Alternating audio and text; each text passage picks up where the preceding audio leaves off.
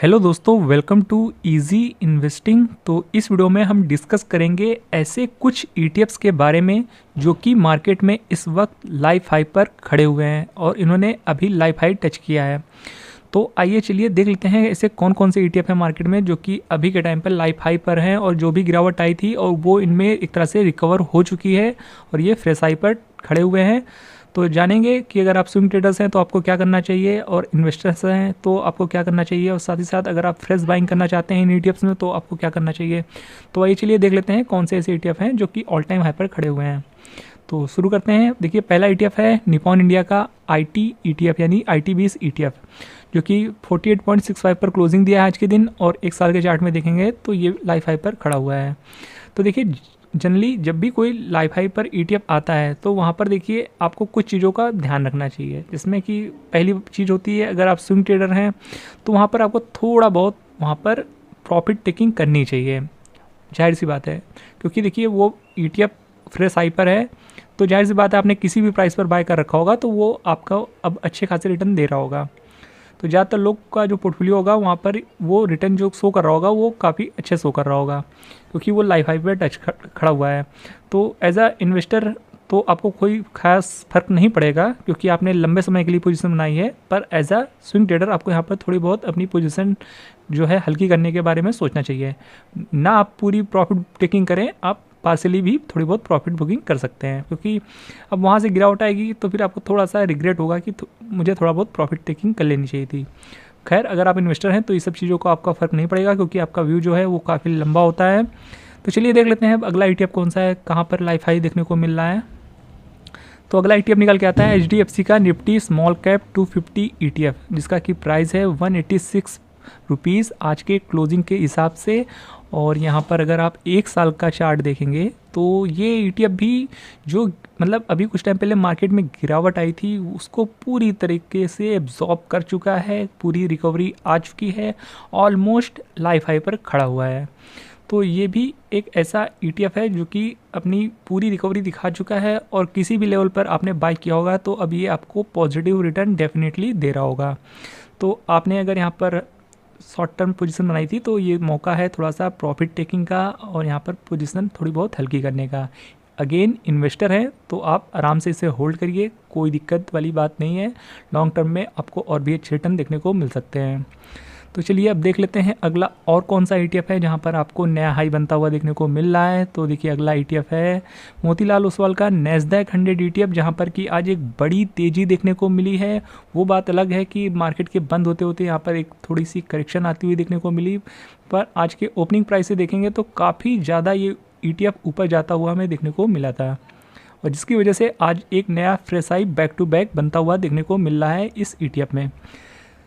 और एक साल में इसके बहुत ही बड़े रिटर्न हैं 45% के, और चार्ट देख सकते हैं लाइफ हाई पे खड़ा हुआ है ये ETF। तो यहाँ पर थोड़ा सा आपको संभल कर काम करने की ज़रूरत है। शॉर्ट टर्म इन्वेस्ट ट्रेडर्स अगर आप हैं तो आपको यहाँ पर थोड़ा बहुत प्रॉफिट टेकिंग कर लेनी चाहिए, क्योंकि बीते शॉर्ट पीरियड में काफ़ी ज़्यादा रिटर्न यहाँ पर बनते हुए देखने को मिले हैं। देखिए, अगस्त के महीने में जो एक बड़ा फॉल आया था वहाँ से देखेंगे तो इस ETF ने बीते कुछ महीनों में 31% तक के रिटर्न दिए हैं, और अभी भी शॉर्ट टर्म में देखेंगे तो काफ़ी अच्छे रिटर्न बनते हुए देखने को मिले हैं।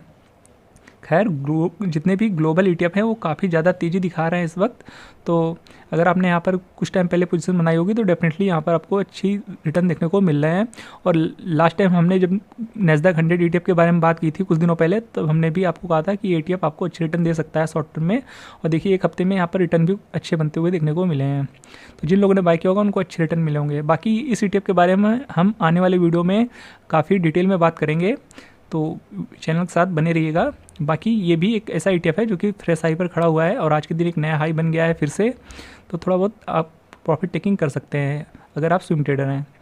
तो इन्वेस्टर हैं तो आप आराम से इसे होल्ड करिए, कोई दिक्कत वाली बात नहीं है। आपको लॉन्ग टर्म में और भी अच्छे रिटर्न देखने को मिल सकते हैं। शॉर्ट टर्म में आपको वोलेटिलिटी देखने को मिलेगी, खास करके ग्लोबल ETF में। और देखिए, क्योंकि अगला ETF जो निकल के आ रहा है वो भी ग्लोबल ETF ही है, जो कि मिराज सेट का फैंग प्लस ETF है, जिसके बारे में हमने लास्ट वीक भी आपसे कई बार बात की थी। तो ये ETF भी देखेंगे तो बीते एक साल में काफ़ी ज़्यादा रिटर्न दिए हैं और खासकर अभी 1-2 हफ्तों में इसने काफ़ी शानदार रिटर्न निकाल के दिए हैं। 36% के रिटर्न नवंबर के महीने के स्टार्टिंग से देखेंगे तो यहाँ पर आपको 36% तक के रिटर्न हो रहे हैं, तो कि बहुत बड़े रिटर्न है। तो ग्लोबल ETF ने बहुत ज़्यादा बड़ा मूव दिया है बीते कुछ दिनों में, तो जिस वजह से यहाँ पर थोड़ा सा आपको संभल कर काम करने की ज़रूरत है। हमने आपको पहले भी चीज़ें बताई है, और ये ETF थोड़ा सा प्रीमियम प्राइस पे भी ट्रेड हो रहे हैं, तो वो सब आप देख लीजिएगा निवेश करने से पहले। और देखिए ये भी फ्रेश हाई पर खड़ा हुआ है। तो चलिए अब देख लेते हैं अगला ETF कौन सा है। तो अगला ETF जो है वो है, देखिए, टाटा का Nifty India digital exchange traded fund, जिसका की प्राइस आप यहाँ देख सकते हैं 102 रुपये के ऊपर है, और ये भी 1 साल के चार्ट में अगर देखेंगे तो फ्रेश हाई पर खड़ा हुआ है।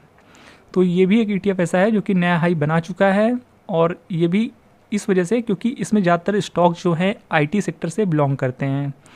तो क्योंकि IT सेक्टर भी लाइफ हाई पर है, और इसमें जो मैक्सिमम वेटेज रहता है वो भी IT सेक्टर वाले स्टॉक्स का ही होता है, तो जिस वजह से यहाँ पर भी आपको एक नया हाई बनता हुआ देखने को मिल रहा है।